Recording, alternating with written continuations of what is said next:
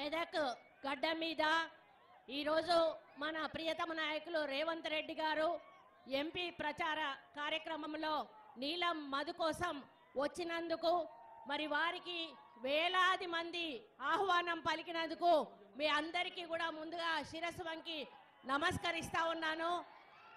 వేదిక మీద ఉన్నటువంటి పెద్దలకి మీ అందరికీ కూడా హృదయపూర్వక నమస్కారం. నాకు తెలిసి ఈరోజు హరీష్ రావు నిద్రపోడు, ఎందుకంటే ఈ గడ్డ మీద నాకు ఎదురు లేదు, నేను చెప్పిందే వేదం, ఇది నా అడ్డ అని ఇన్ని రోజులు మరి అనుకున్నటువంటి వ్యక్తి. మరి అధికారం ఉన్నంతసేపే ప్రజలు ఎవరైనా భయపడతారు, అధికారం పోతే బానిస సంఖ్యలు తెచ్చుకొని ఈరోజు బయటికి వచ్చారు అని చెప్పడానికి ఈ మీటింగే నిదర్శనం.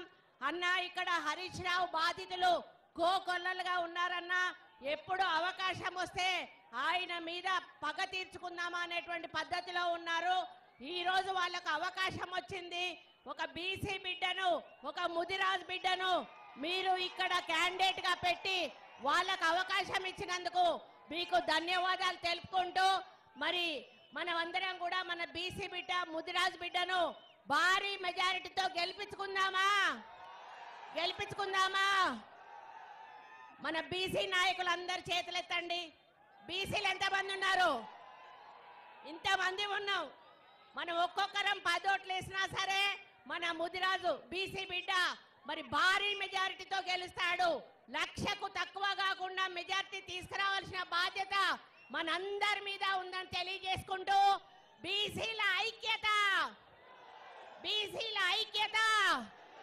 మన రేవంత్ రెడ్డి గారికి నమస్కారాలు, ధన్యవాదాలు. అన్న మీ ఆశీర్వాదంతో మధు ఎంపీ క్యాండిడేట్ గా ఈ 30 సంవత్సరాల బానిస సంఖ్యలను మరి శృంఖలాలను తెంచుకొని పార్లమెంటులో అడుగుపెట్టబోతా ఉన్నాడు. మీ సహాయ సహకారం, మీ ఆశీర్వాదం తప్పకుండా మధు మీద ఉండాలని కోరుకుంటూ సెలవు తీసుకుంటా ఉన్నాను. జై కాంగ్రెస్, చేతి గుర్తుకే రేవంత్ అన్న నాయకత్వం, జై కాంగ్రెస్.